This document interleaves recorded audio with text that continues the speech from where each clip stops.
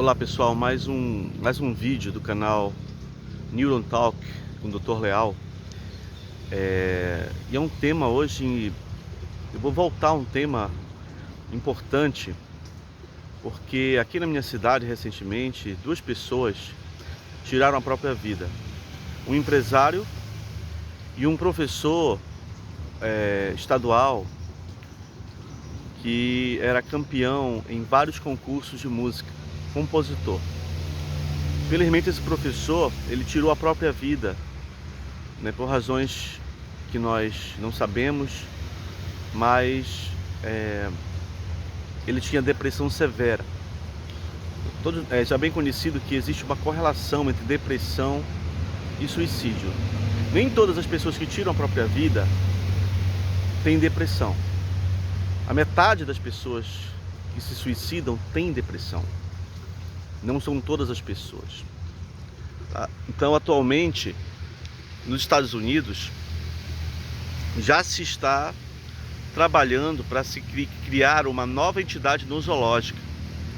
Uma entidade psiquiátrica, uma doença psiquiátrica nova, que considere o suicídio. Isso daí saiu um artigo recente. E é muito interessante, porque muitas vezes nós pensamos que o suicídio, ele é algo apenas de pessoas que não, digamos, às vezes não têm nem problemas psicológicos, porque pessoas que não têm problemas psicológicos aparentes podem também tirar a própria vida.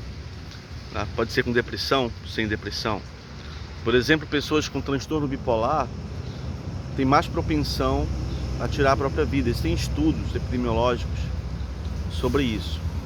Mas, será que no futuro é possível criar uma terapia, até um medicamento que possa prevenir, evitar que o cérebro de uma pessoa chegue nesse estado catastrófico, onde as regiões, inclusive do córtex frontal, nessa região aqui, responsáveis pela tomada de decisão, pelas tomadas de decisões, sejam tão alteradas a esse ponto que a pessoa decida tirar a própria vida? Será que é possível no futuro criar um medicamento, uma abordagem, uma intervenção que diminua isso daí, que ou mesmo evite? Como neurocientista, eu acho que é possível. E eu vou dizer por que eu acho que é possível. Nos Estados Unidos, foi aprovado em 2019 um spray de acetamina. A acetamina é um derivado químico da cetamina, conhecido comercialmente como Ketalá. O Ketalá, ele é mais conhecido como anestésico geral, que na verdade o nome comercial é Ketalá e o produto o composto ativo é a cetamina. Então, o Ketalá, ele é usado em experimentos. Por exemplo, eu anestesio os ratos que eu induzo o AVC experimental no meu laboratório com uma mistura de cetamina e xilazina.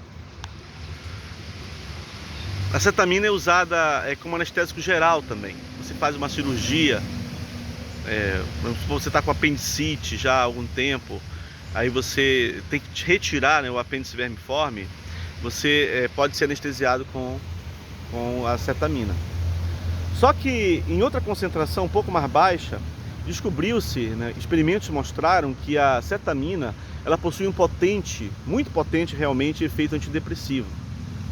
Em animais, uma única aplicação de 10 mg por quilo de cetamina diminui os sintomas de depressão. Nós temos modelos experimentais de depressão em animal. Nós podemos, por exemplo, ter um teste comportamental que nós deixamos o animal para nadar, um rato, por exemplo, ou um camundongo, sem um apoio adequado, ele nada e nós tiramos lá do compartimento, aí colocamos de novo. O rato, ele fica com estresse.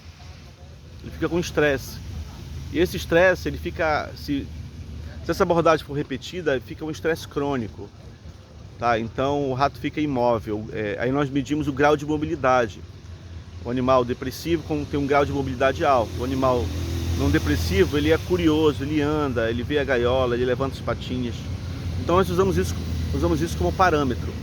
Então animais com depressão, com esses sintomas, quando eles são tratados com uma dose de cetamina, em horas, esses sintomas são revertidos.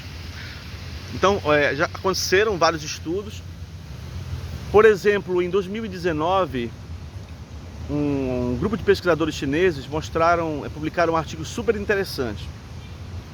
Eles mostraram que em indivíduos depressivos, com depressão maior, as regiões chamadas de centros de recompensa, os centros de prazer do cérebro, que nos trazem alegria, por exemplo, ao caminhar, ao ter uma recompensa, pode ser financeira, ou passar no concurso, eles estão hiperinibidos pela alteração patológica, que é a doença, né, a depressão. Então, como será? Eles investigaram como que a cetamina agia para causar o seu potente efeito antidepressivo. Eles mostraram que a cetamina ela desinibe os centros de prazer que estão inibidos na depressão. E ela faz isso, as moléculas da cetamina, elas agem em um núcleo chamado abenolalateral, que é um pequeno núcleo existente no cérebro, lá no interior do cérebro, e que é um tipo de núcleo da tristeza, né? Ele é usado no mundo animal, no cérebro dos animais, também no nosso, na questão fisiológica, na ausência de doenças, para induzir certa apatia que nos evita fazer algo que possa colocar em risco as nossas vidas. Por exemplo, o animal no passado evolutivo, quando tinha tigres dentes de sabre, então lá o hominídeo no passado, outros animais, eles evitavam ir nos locais onde eles estavam, e tem a ver com a amígdala também, eles tinham medo, e esse sistema era usado para fuga e para preservação da vida. Só que quando ele é exacerbado, descobri isso quando ele é exacerbado, porque as doenças psiquiátricas, psicológicas, são exacerbações de algumas vias já existentes também. Por exemplo, existe uma via neural que nos coloca certa ansiedade fisiológica ou certo medo. Você está num local escuro que você pode entrar ou não. Você tem medo de entrar nesse local escuro abandonado. Pode existir pessoas perigosas lá dentro. Você tem medo e você não entra. E se você entrasse, você poderia ser assaltado ou mesmo morto. Então, esse sistema envolvendo o sistema límbico, nós chamamos a amígdala, ele serve. Então, serve para isso. Então, na doença, essas vias são hiperativadas pela alteração patológica. Tá? Então, na ansiedade, é uma hiperativação de vias já existentes. Por exemplo, tem uma via que liga uma região chamada hipocampo ventral ao córtex frontal, pré-frontal, que medeia, né, a ansiedade. Tem vias que envolvem a amígdala, as amígdalas, núcleos amidaloides, que medeiam, né, que veiculam, nos fazem sentir medo. Tá?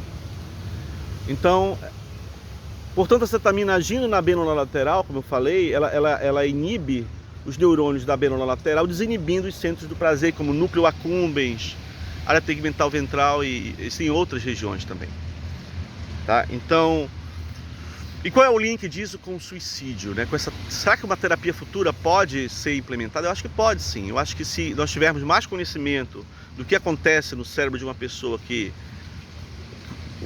se suicida, né, nos momentos que antecedem, onde o cérebro entra em colapso, as regiões de tomada de decisão, por exemplo, a tristeza toma conta, não vale a pena mais viver, não tem motivação, isso pode ser associado à depressão ou não.